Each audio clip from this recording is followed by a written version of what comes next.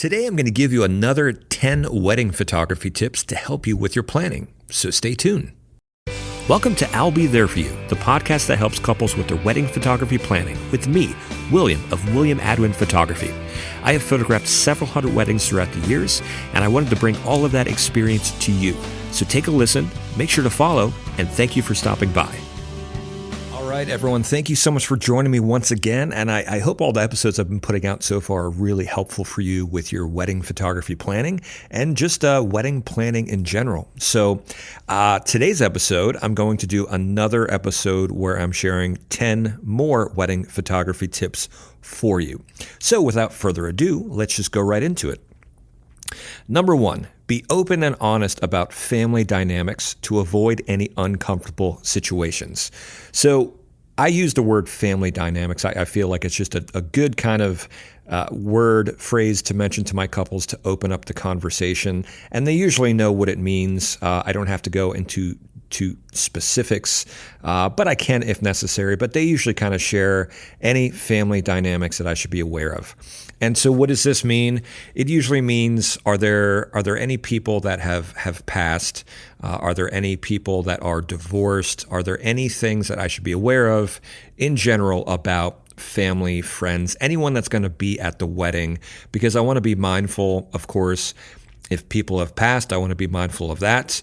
If there's a different approach to certain parts of the wedding day. For example, if there's a bride, oftentimes a bride will be walked down the aisle by her father. However, her father might not always be there. The father might have passed, or maybe the relationship with the father just isn't there, and maybe someone else is walking her down the aisle. Whatever the case might be, but I want to open that conversation. If your photographer doesn't open that conversation, open it with them, because, these are important things. You don't want to have any kind of uncomfortable situations on the wedding day. When it comes to taking pictures of family, different groups of family, there might be two people that, ideally shouldn't be standing next to each other. Maybe they're separated, divorced, whatever the case might be. There could be any number of reasons that really I can't even think of, but it's just important that the conversation is started and there's a conversation there to be had to avoid anything uncomfortable. So, very important. Now, I will say the photographer is not the only person that should know this. If you have a videographer, you should let them know. Of course, let your planner know. Communicate this really to I would say planner, photographer, videographer, and your entertainment, whether it's a band or a DJ. These are vendors that are going to be possibly asking you to do things, and they would involve family, and you should be aware, of course, they should be aware of any family dynamics. I've already been to a wedding, very unfortunately, where the band leader, the singer of the band, said, we would like the bride to come up and have a dance with her father, and her father had passed. So the band obviously did not ask the right questions. The couple didn't share that with the band, and it's really not the couple's job. However, I'm giving this advice because some vendors might not ask all the questions that they should be. So, number 1, family dynamics. Talk to your photographer, I'd say video, planner, entertainment, possibly your venue. Talk to these vendors about it just so that no one is in an uncomfortable situation. Okay, moving on. Number 2, make sure your photographer is insured. Now, I, of course, am insured. Any professional should be insured. And what can happen, unfortunately, sometimes if you hire a photographer, and this could also go with other vendors as well. But if you hire a vendor, if you hire a photographer, and maybe you have the engagement session, months go by or a year go by, and then you're getting close to the wedding day, and then your venue says, oh yeah, by the way, we need to have proof of insurance from your photographer. If they don't have proof of insurance, they can't photograph at that venue. So you want to make sure that your photographer has insurance, and really any vendor, video, band, DJ. I don't know if florists need to be insured, but I would imagine they They certainly should, especially if a florist is bringing in some kind of setup, and if it's not set up properly, there could be a liability issue. So really, just your vendors should be insured, regardless of who they are. So make sure to have that conversation. All right, moving on to 3. Make sure your photographer has backup gear. Now, if they're a professional, they're not going to mind if you ask this. They should have more than one camera body. They should have more than one lens. Really, they should have more than just like 2 camera bodies. They should have more than 2 lenses. I always bring 3 camera bodies with me to every wedding. The reason for that is there are times on the wedding day where it is most efficient for me to have 2 camera bodies on me at the same time. And I wear a dual harness that allows me to hold 2 cameras at the same time. Because if I'm shooting something and I have to zoom in, if I'm shooting something else and maybe it's more wide angle, or I'm going for a different look, whatever the case might be, there are certain times of the wedding day where it's really ideal for me to have 2 camera bodies on me. Now, if one of those camera bodies failed and I only brought 2, then I couldn't have 2 camera bodies for certain parts of the wedding day, of course. That's why I bring 3. Now, could you shoot the entire wedding day with 1 camera body? Of course you can, but getting into the most efficient way to shoot, having the most options, and having backup gear on your person. So what I mean is I've already photographed a ceremony and I'm taking pictures, and no one knew this. And I didn't make a scene because I was prepared. I was photographing a ceremony. I'm in the center aisle, about a minute away from the couple being pronounced united, and the shutter on my camera just stopped working. Shutters don't last forever. It only has so many actuations for a shutter to work. And there could be a number of other things that just can cause a camera body or lens not to work. So I noticed that the shutter just stopped working. And all I did was put down the one camera, and I picked up the other one on my dual harness, and I continued shooting. No one even knew. So, that's one of the times of the day where I'm going to hold 2 cameras most of the time, or have another camera very close by. So make sure your photographer has backup gear. Very important question to ask. Very important for them to be prepared. All right, so moving on to number 4. It is certainly fine to give your photographer a shot list for your family groupings. And I always ask my couples to compile a shot list of all the different family groups they want before the wedding day. I do not want couples to have to think about this on the wedding day. I did talk about this a little bit in one of the other episodes, just kind of going over the entire wedding day photography timeline. But you don't want to, whether you're doing group pictures before your ceremony or after their ceremony, there's a lot going on. There's a lot of moving parts. And really, I want you to be in the moment. I want you to enjoy yourself with each other and your family and friends. I don't want you to have to think, should we add Uncle Tom into this picture? Or did we get a picture of Uncle Tom? Or actually, we're not going to do extended family. We'll just do siblings and parents and grandparents. And did we get grandma, or no, should we get her again? And you don't want to think about that. You should just be there enjoying yourself. But think about it in the privacy of your own home. Talk to your fiance, talk to your family, and compile a shot list of different groups and send that to your photographer before the wedding day. And then you don't have to think about it. The photographer will just give you direction.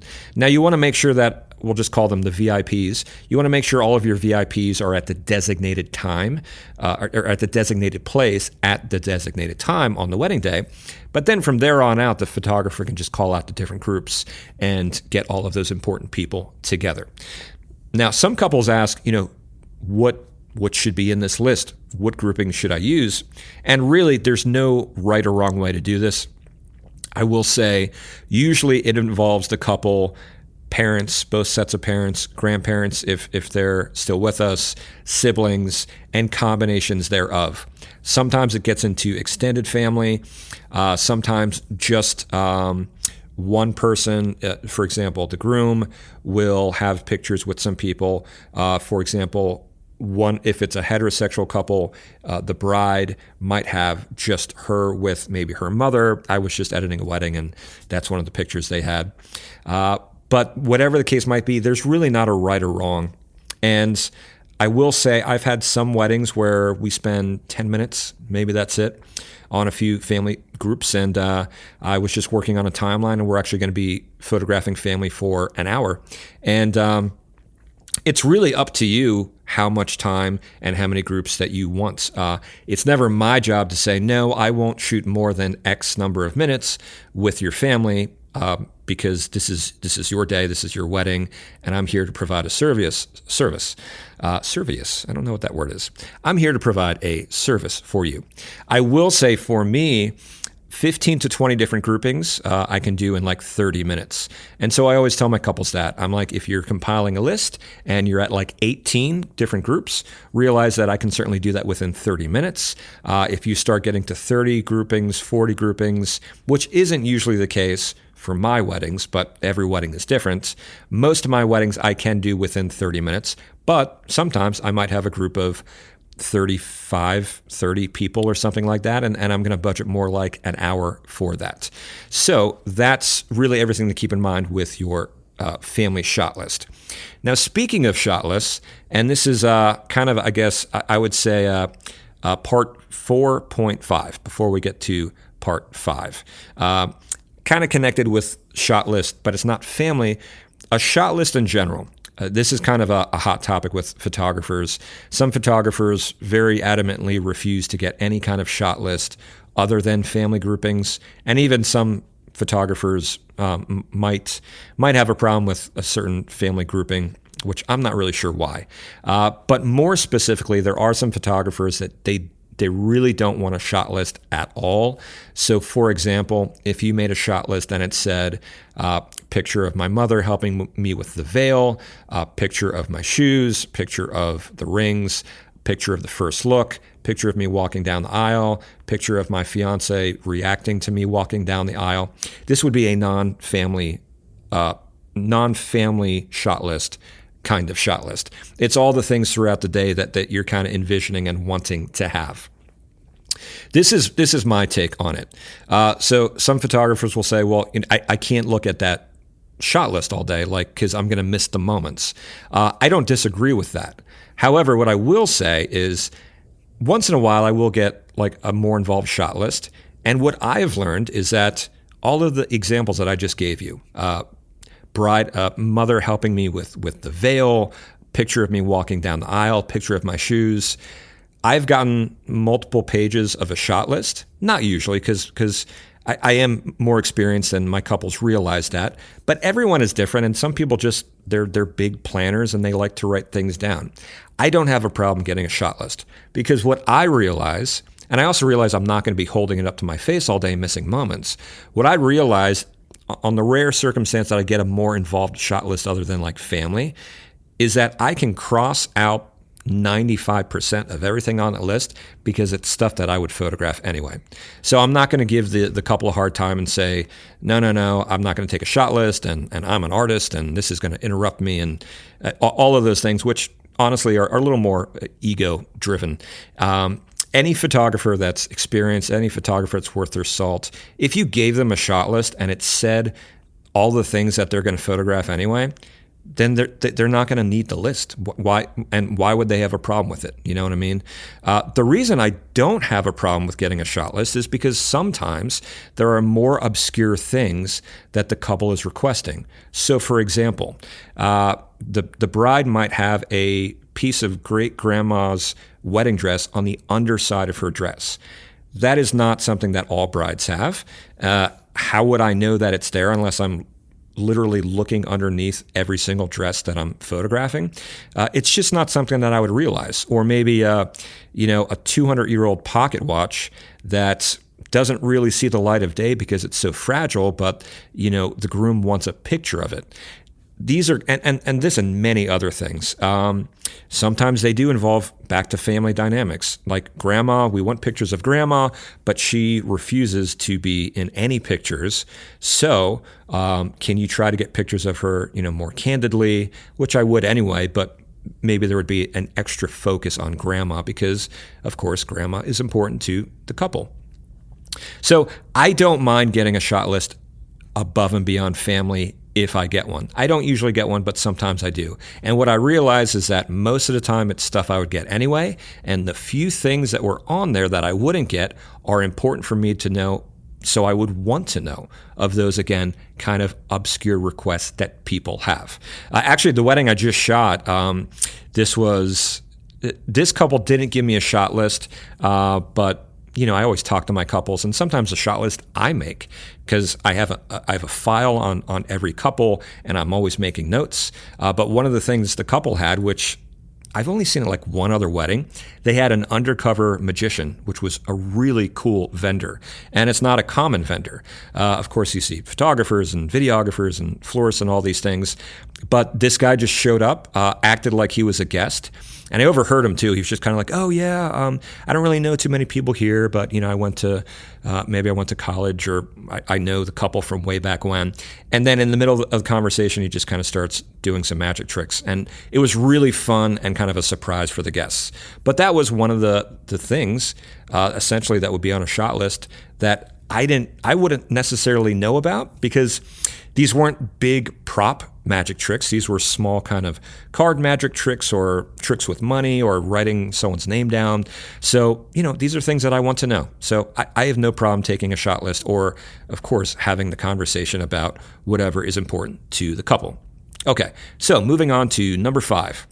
Tell your photographer who you want to help you. If this is a heterosexual couple, tell the photographer who you want to help you in your dress before the wedding day. I did also mention this on the wedding photography timeline episode, and I just kind of want to touch on it again, and especially if someone didn't listen to that episode and they're listening to this episode. I've learned that this is one of the many kind of behind the scenes, kind of tricks that I've developed over time, and I realize that if there's a room full of ladies and I say to the bride, or I ask the bride, "Who would you like to help you in the dress?" That might make her feel uncomfortable, because she feels like she has to make a choice, and maybe there's 8 bridesmaids there and moms there, or maybe there's 2 mothers there. Of course, the bride could have a preference, but I don't want to put her on the spot. So what I always do, and if your photographer doesn't ask, I would recommend that you tell them before the wedding day, say, "I would like," and this is just an example, there's no right or wrong person to help you in the dress, but oftentimes it will be mom and or maid of honor, who could be the sister, sibling. But before the wedding day, say, "I would like maybe mom and maid of honor to help me in the dress." Then on the wedding day, what I do, and everyone else can hear it, I say, "Okay," like if I'm talking to the bride, "Okay, Natalia, I'm going to have your mom and your maid of honor help you in the dress now." And then if there was anyone else in the room, it doesn't sound like the bride made the decision. It sounds like I made the decision. And if anyone feels left out, if anyone feels jealous, or whatever the case might be, they can blame me, and that's fine with me. They're not going to blame the bride, and that's just a kind of behind-the-scenes tip that I like to share.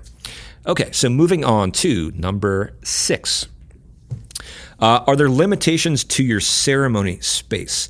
This usually involves a church.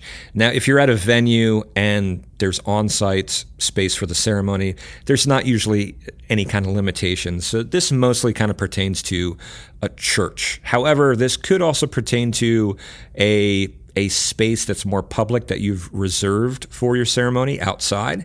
Whatever the case might be, you want to make sure that you're aware of any limitations there might be with your ceremony space. Again, in my experience, usually the church, if it's at a church, the ceremony, that's when there's going to be some limitations. Now, not always. However, the most strict limitations I've ever had have been at churches. And I've had it as strict as the church saying, you have to, myself, the photographer, but also the videographer, we both have to be up in the balcony, all the way in the back of the church, and we can't leave the balcony. That was their rule. That's not common. However, it has happened to me couple times throughout the years. Usually the restriction is you can't go up onto the altar, so you can't shoot from a perspective showing the couple and then the congregation behind. However, very rarely, I have had some priests even say to me that are kind of like more like photography enthusiasts. And the one priest I talked to actually was a photographer just in his free time. He's like, oh, I think it'd be really great if you were up on the altar and took pictures here and you could see the congregation and the beautiful architecture of the church in the background. And I kind of looked at him because I thought he was joking, but he's like, no, you can do that. So, but whatever the case might be, just find out if there are limitations because, as much gear as a photographer can bring and backup gear and a variety of different lenses, we could still be limited depending on the limitations of the ceremony space. So just be aware of your ceremony space restrictions. Okay, moving on to number 7. Ask your photographer what their approach to the entire wedding day is. This is something I always explain to my couples during a consultation. I always learn about them first, and then I kind of go into my approach. And I like to explain everything that you can't see in my portfolio. Because in my portfolio, my website, on Instagram, whatever the case might be, what you're seeing is the final product. You're not seeing the process to get to that. So I always explain to couples my process. I would highly recommend if your photographer doesn't explain it that much, ask your photographer what their process is. So what can the different process kind of parts of the day process look like? Essentially, in general, you have two, and again, these are generalizations, you have two kind of approaches to photography on the wedding day. You have the photojournalism. These are the candid pictures. The photographer is anticipating and capturing the moments. They're not saying anything. They're not directing anyone. They're not posing anyone, nothing like that. It is 100% the natural moments that are unfolding. So that's photojournalism. And then you also have the portraits of the day.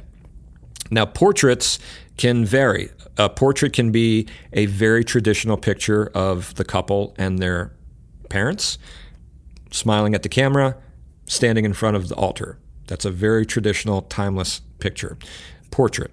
And now there's also portraits, which most of the portraits I do that aren't family, like the portraits of the couple, I should say. Most of the portraits of the couple I photograph are more in a photojournalistic style. It's not actual photojournalism because, of course, we are communicating and they're telling me that, there's parts of the venue that they really like, or, can we go over there and explore? And I ask these questions before the wedding day, but they still might see something on the wedding day, be like, do you mind if we come over here? And of course, and I'm going to give them some direction to be in the composition to show the environment around them. It's not photojournalism, but it's a portrait, but they're not necessarily, and they're not usually smiling at the camera. They're more looking at each other, walking, engaged with each other, kind of taking in the environment around them, whatever the case might be. It is a portrait, but it's more in a photojournalistic style. And within these portraits, like if I'm working with a couple, they spontaneously might do something. They might start joking around. They spontaneously, maybe like a tear comes down and someone just feels very emotional.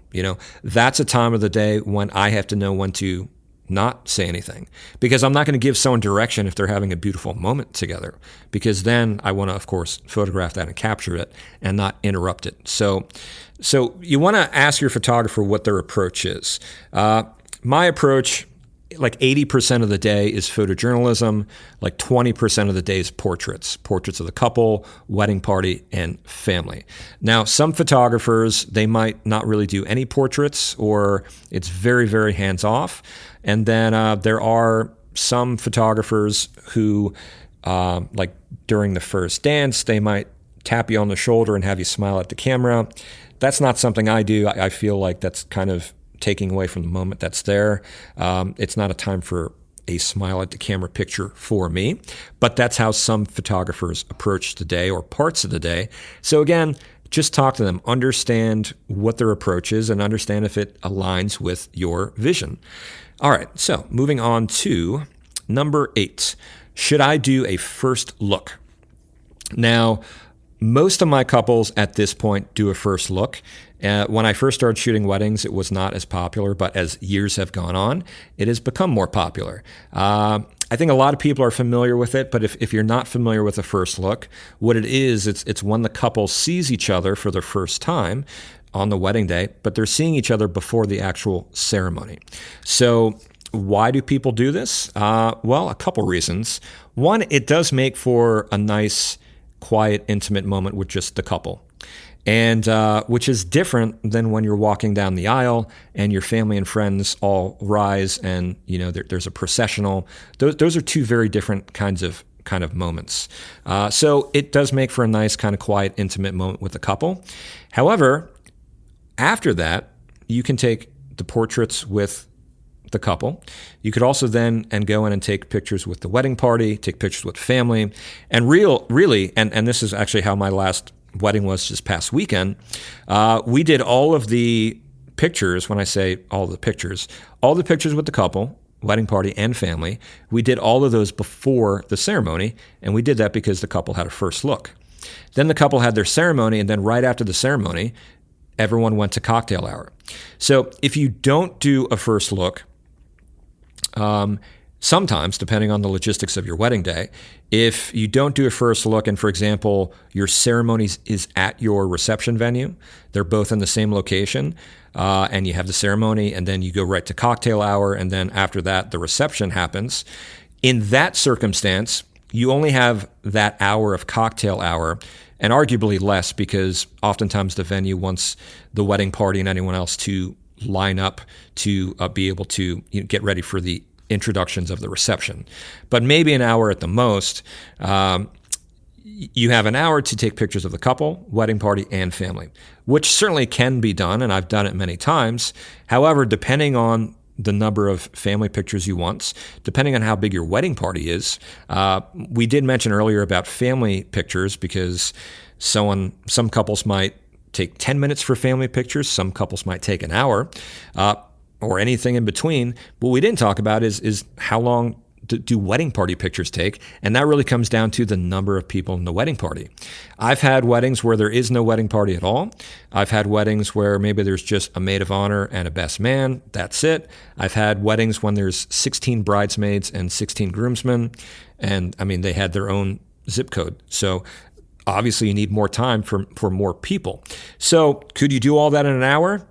You could, to a certain degree, but it depends on, again, how many groupings of family you want photographed, how big your wedding party is.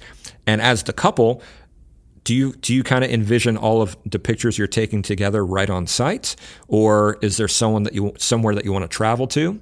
Now, traveling can also just mean walking down a path. Traveling could mean taking a golf cart to another part of the property.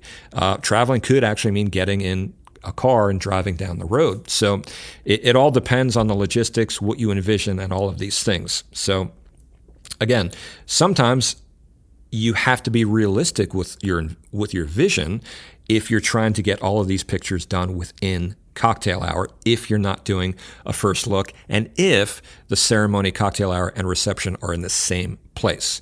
The reason I say that is because we were talking about a church earlier, you could have no first look, you could have a ceremony at the church, and then after the church, before cocktail hour, there could be a couple hour break.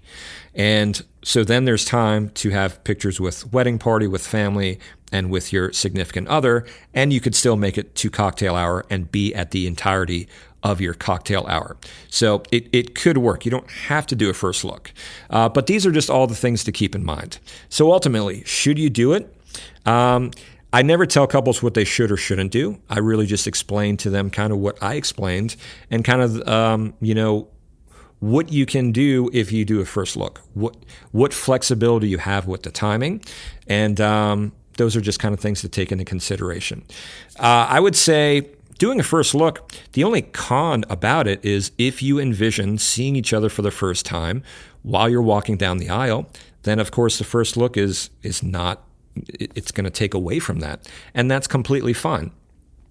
What I will say though, I kind of mentioned this a little bit earlier, the moment, if you do a first look, that moment, that quiet moment together, that's not the same as the moment when you're walking down the aisle and the music is playing during the processional and you're surrounded by your family and friends. Those are two different moments. So I've had couples tell me that we're on the edge deciding and ultimately decided to do a first look. They said, you know what? We did a first look and we thought maybe it would take away from the processional and that moment during the ceremony, and it didn't. Because again, it's just a different kind of moment. So just want to share that perspective with you. But again, whatever my couples want to do, I am certainly happy to do. And I'll never tell them that they have to do a first look. Okay, so moving on to number 9. It is a very good idea for your photographer to have a second shooter. Now, the biggest reason for this, for a more experienced photographer, I just had a wedding this past weekend. 95% of the day, I really could have photographed on my own. However, if I break my ankle, there needs to be a photographer. The show must go on. And as much as I would hobble around and try to shoot, probably wouldn't be the best idea. And, I could, of course, end up hurting myself more and obviously wouldn't be able to move around as easily. But there could be a number of reasons. A photographer, your lead photographer before the wedding day, the day before the wedding day, they might get extremely sick, whatever the case might be. Having a second photographer, really for me, the most important thing is basically it's an insurance policy. There's another photographer there if something happens to your lead photographer. Now, again, I'm experienced, so having that second photographer there most of the day isn't necessary. And I make the analogy, it's like a really experienced chef can go into a kitchen and cook really well. Maybe they just have an assistant, but they don't have another chef in there. And they can go in there and cook better than 4 entry-level chefs combined because they've just done it. They know how to do it well. And they're prepared and they've developed the skill set for it. So photography is no different. But there are certain times, like if there is, if it's a heterosexual couple and the bride is getting ready in one location and the groom is getting ready in another location, I could do both. But I would have to, of course, I would do groom prep first, and then I would go do bridal prep. The downside to that is the couple would have to have, or I should say the groom would have to kind of sit around then and wait longer because I would have to go and photograph bridal prep. As compared to if I have a second photographer, I can be photographing bridal prep while at the same time my second photographer is photographing groom prep, and then so the groom doesn't have to wait as long to kind of see his fiance and get the rest of the day going. And certain points of view, like during the processional, I'm always in the front photographing the processional. I can photograph who's coming down the aisle and their partner who's watching them come down the aisle.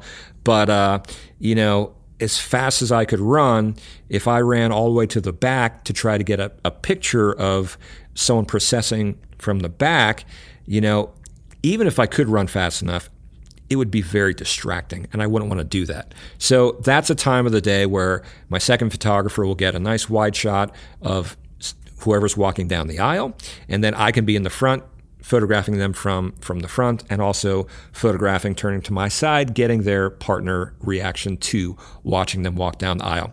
So there's a few things like that where it's good to have a second photographer. But again, the biggest reason for me is the insurance policy. Again, something could happen to the lead photographer. You still want a photographer to be there. Now, my second photographers also act as assistants for parts of the day. And when I say second photographer versus assistant, a second photographer is someone that's also taking pictures. An assistant is someone that's not taking pictures. This is how I define it and how most people define it. However, once in a while, some photographers might call someone an assistant and they take a couple pictures, but for me, an assistant is someone that is helping with gear, holding a light, getting someone a drink, whatever the case might be. The way I have my wedding days worked out is at certain times of the day, my second photographer might assist me. So for example, if I'm not using the natural light or available light in a space, if I'm using supplemental lighting, whatever the case might be, my second photographer would then turn into an assistant for certain periods of time, hold the light, assist, things like that. So that is number 9. So definitely recommend a second photographer. It doesn't matter how good the photographer is. If they injure themselves, whatever the case might be, you need another photographer there. So you might come across a photographer. They might say, I've been photographing weddings for 20 years and I don't need a second photographer. Something can still happen. So it's not that they don't have the skill set for it. It's that they might not be able to actually physically photograph. So always good to have a second photographer. And number 10, last. If you want pictures outside when there's no greenery, think about architecture and facades for the environments that you're shooting in. This also pertains to looking for a venue. So I'm in the northeast of the United States. So in the winter, there's not a lot of leaves on the trees.